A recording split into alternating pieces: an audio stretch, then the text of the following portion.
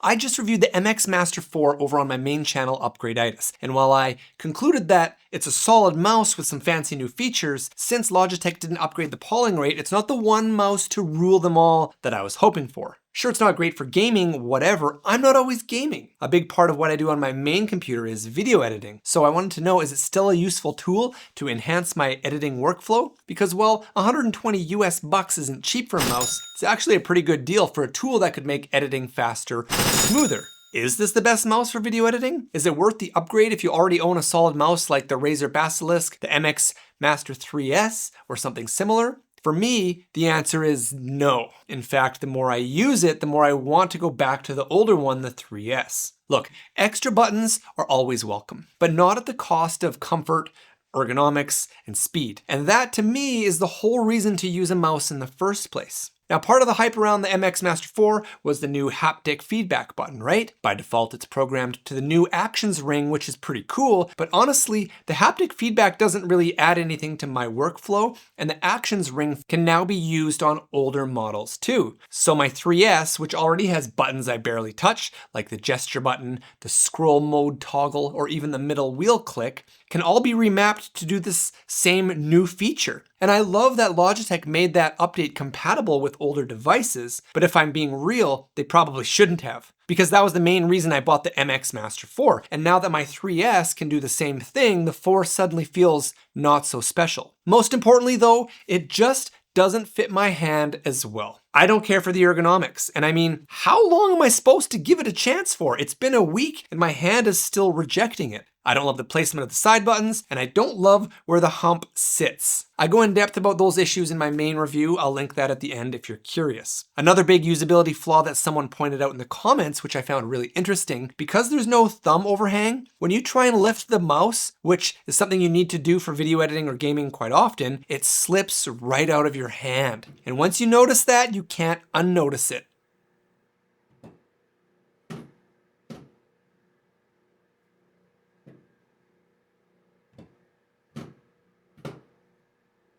And again, this hump, I just want to mush it down a little bit. It feels like if it was modeling clay, and if I could just lean my weight on it and flatten it just a bit, it would be great, but I can't. I really don't enjoy the forced claw grip.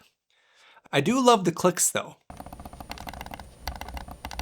It's easy to rant about what I don't like, but the clicks and scroll wheels are fantastic. Let me quickly talk about the action ring and whether that is useful while video editing. I mean, it's cool, but in DaVinci Resolve, I already have all the shortcuts I need mapped to familiar keyboard and mouse buttons. An entire ring of new shortcuts, it's a lot. In fact, I tried to program them all for new things I don't already have mapped in Resolve, and I couldn't even think of enough things I wanted to fill all those slots. This might be different for you if you use Photoshop where there's a million shortcuts you need, or hey, maybe you can fill it with all the video editing shortcuts in Resolve, but I couldn't. Is it cool? Sure. Does it speed up my workflow? Not really. And like I said, since I can now add this feature to my old mouse, the action ring doesn't really count anymore or affect how good the new mouse is for video editing. So when I'm reviewing this purely as a video editing mouse, it comes down to comfort and speed. And as you can probably tell, this mouse isn't very comfortable in my average sized hand. And due to its shape, out of all the mice that I have, I find the shape of this one actually has me moving around the slowest.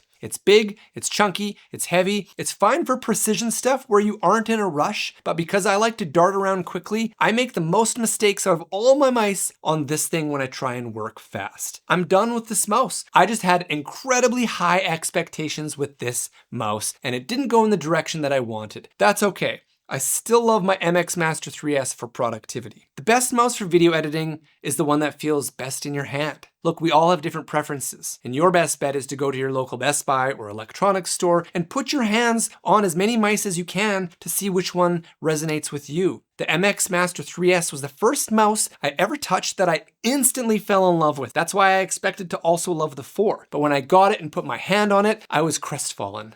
The 3S is much better for me even still. But I'll be honest though, it's not even my main mouse anymore. That spot has been usurped by another. If you're curious about which mouse has become my main mouse, which I use for both video editing and gaming, I made an Ultimate Mouse Showdown video, which you can watch here. Otherwise, here's my in-depth MX Master 4 review if you want to learn more about this mouse. If you're able to support the video with a quick thumbs up, I'd really appreciate it. And if you'd like to subscribe, I'd love to have you. As always, thanks for watching and we'll see you next time.